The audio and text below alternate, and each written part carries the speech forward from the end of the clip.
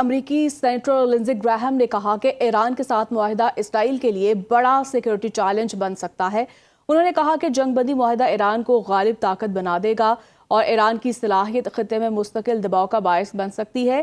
ایران کا آبنۂ ہرمز پر کنٹرول اور خلیجی ممالک کو نشانہ بنانے کی صلاحیت خطرناک ہے۔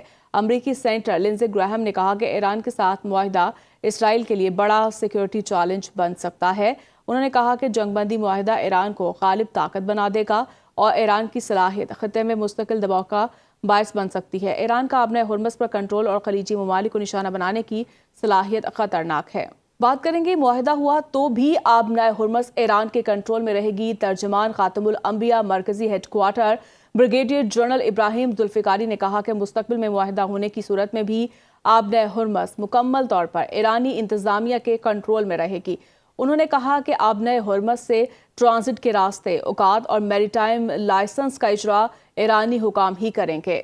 کیا تاریخ اپنے آپ کو دہرا رہی ہے؟ ایران کی وزارت خارجہ کے ترجمان اسماعیل بقائی کا ایک بیان میں قدیم ایرانی سلطنت کی طاقت کا حوالہ دیتے واشنگٹن کو واضح پیغام کہا کہ ایرانیوں نے رومی سلطنت کی برتری کا تصور توڑ دیا تھا۔ ایرانی ترجمان نے سوشل میڈیا پر جاری اپنے پیغام میں کہا کہ رومی ذہنیت میں روم کو دنیا کا ناقابل شکست مرکز سمجھا جاتا تھا، تاہم ایران نے اس تصور کو پاش کر دیا۔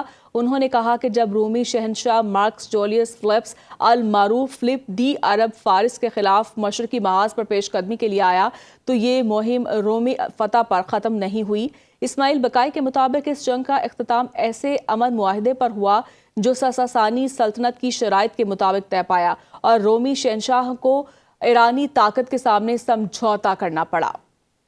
Chief of defence forces field marshal Asim Munir کا ایران کا اہم دورہ مکمل۔ فیلڈ مارشل نے ایرانی قیادت سے اعلیٰ سطح کی ملاقاتیں کی۔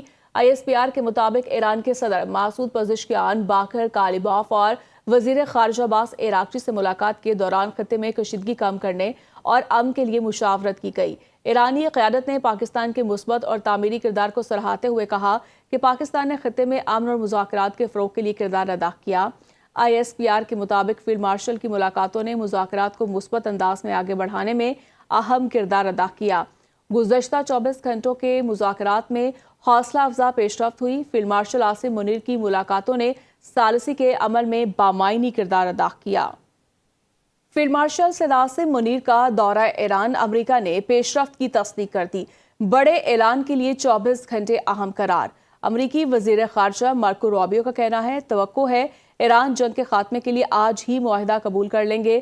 نئی دہلی میں میڈیا سے گفتگو میں مارکو روبیو نے بتایا کہ ایران سے مذاکرات میں پیش رفت ہوئی ہے۔ ہو سکتا ہے آج یا کل ہمارے پاس اعلان کرنے کے لیے کچھ بڑا ہو۔